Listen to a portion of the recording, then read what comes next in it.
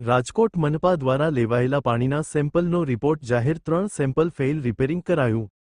રાજકોટ મહાનગરપાલિકા વિસ્તારમાં પાણીના સેમ્પલ લેવાનો મામલો।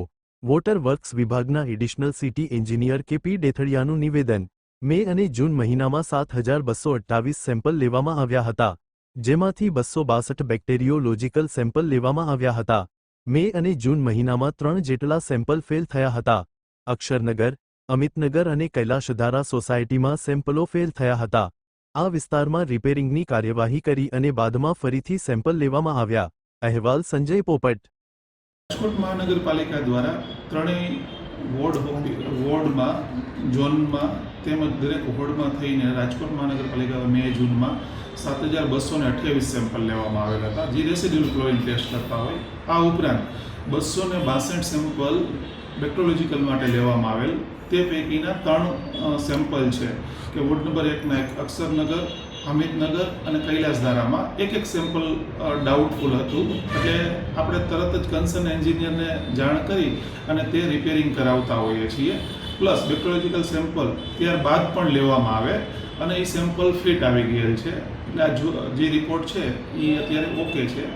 આ ઉપરાંત ત્રણેય ઝોનમાં થઈને 7228 સેમ્પલો લેવામાં આવ્યા છે અને રેગ્યુલર નિયમિતપણે રાજકોટ મહાનગરપાલિકા દ્વારા આ જ રીતની પ્રક્રિયા હાથ ધરતા હોઈએ છીએ અને એના જે કંઈ રિપોર્ટ આવતા હોય છે એ અમે વેબસાઇટ ઉપર પણ ઘણા સમયથી આ પ્રસિદ્ધ કરીએ છીએ। એવું નથી કે હમણાંથી જ પ્રસિદ્ધ કરીએ છીએ।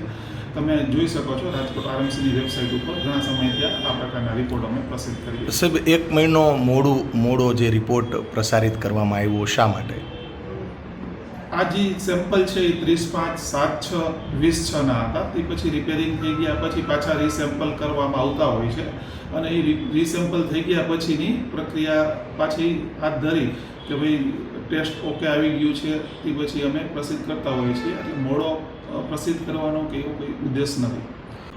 રાજકોટ મહાનગરપાલિકા દ્વારા આપને ખ્યાલ હશે કે જે અમારા કમિશનર સાહેબ પણ સતત ચિંતિત છે અને તેઓ દ્વારા પણ ઇન્ટર પ્લાન્ટ ઉપર વિસ્તારોમાં પણ ચેકિંગ હાથ ધરવામાં આવેલ છે અને સેમ્પલ પણ ટેસ્ટ કરતા હોઈએ છીએ અને સાહેબ પણ પોતે ફિલ્ડમાં હોય છે। આ ઉપરાંત આપ કહો છો એમ કે ભાઈ આ રીતે કાયમી નિકાલ આવે તો એના શું ઉપાયો, એ પૈકીનું જે જૂની લાઈનો હોય ને ક્યાંય લોકલ કન્ટામિનેશન થતું હોય તો હાલમાં રાજકોટ મહાનગરપાલિકા દ્વારા ડીઆઈ પાઇપલાઇન નેટવર્કનું કામગીરી પણ હાથ ધરવામાં આવેલ છે અને તબક્કાવાર રાજકોટ શહેરમાં ડીઆઈ પાઇપલાઇન નાખવાની કામગીરી કરવામાં આવશે।